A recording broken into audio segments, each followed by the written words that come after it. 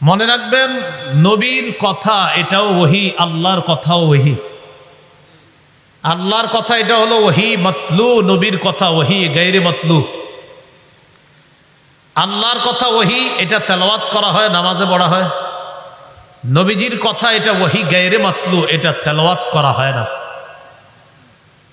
নবীও তা বলেন যা ওহী হিসাবে নবীর কাছে আসে। একটু আমার সাথে বলেন, নবী তা বলেন যা নবীর কাছে ওহী হিসাবে আসে। এই কথা কোথায় আছে?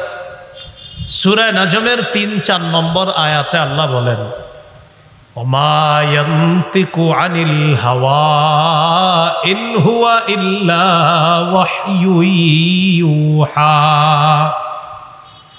নবী নিজের পক্ষ থেকে কিছু বলেন না, নিজের থেকে নবীজি কিছু বলেন না, মন মতো কিছু বলে না। ওহী আসে, ওই ওহী অনুযায়ী নবী কথা বলে, যা ওহী হিসাবে আসে নবী তাই বলে দেয়। আল্লাহর কথা তেলাওয়াত করা হয়, নবীরটা নামাজে তেলাওয়াত করা হয় না। এই হলো পার্থক্য। নবীর হাদিস যদি বাস্তবেই সেটা নবীর হাদিস হয়, এই হাদিসকে অস্বীকার করা কুফরি। সূরা আলী ইমরানের ৩২ নম্বর আয়াতে আল্লাহ বলেন, কুল আতিউল্লাহ ওয়ার রাসূল ফাইন তাওয়াল্লাউ ফাইন্নাল্লাহা লা ইউহিব্বুল কাফিরিন। নবী আপনি বলেন আতিউল্লাহ, তোমরা আল্লাহর আনুগত্য করো, আর রাসূল, রাসূলের আনুগত্য করো। ফাইন তাওয়াল্লাউ, এই কথা বলার পর তারা যদি আল্লাহ এবং রাসূলের আনুগত্য না করে, তাহলে এদেরকে জানায়া দেন আল্লাহ কাফেরদেরকে ভালোবাসেন না। তাহলে নবীর কথা না মানাটা কুফরি, আর কুফরি করলে কাফের, আর কাফেরকে আল্লাহ ভালোবাসেন না।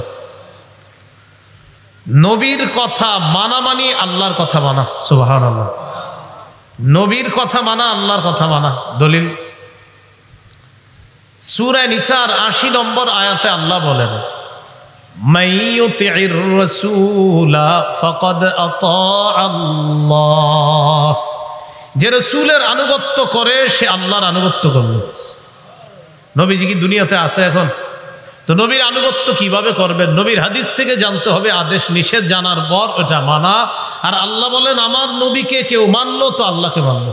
আল্লাহর কথা আর নবীর সুন্নত অনুযায়ী কোনো মুমিনের মাঝে যখন ফয়সালা করে দেওয়া হয়, তখন মুমিনদের বক্তব্য হবে শুনলাম মানলাম।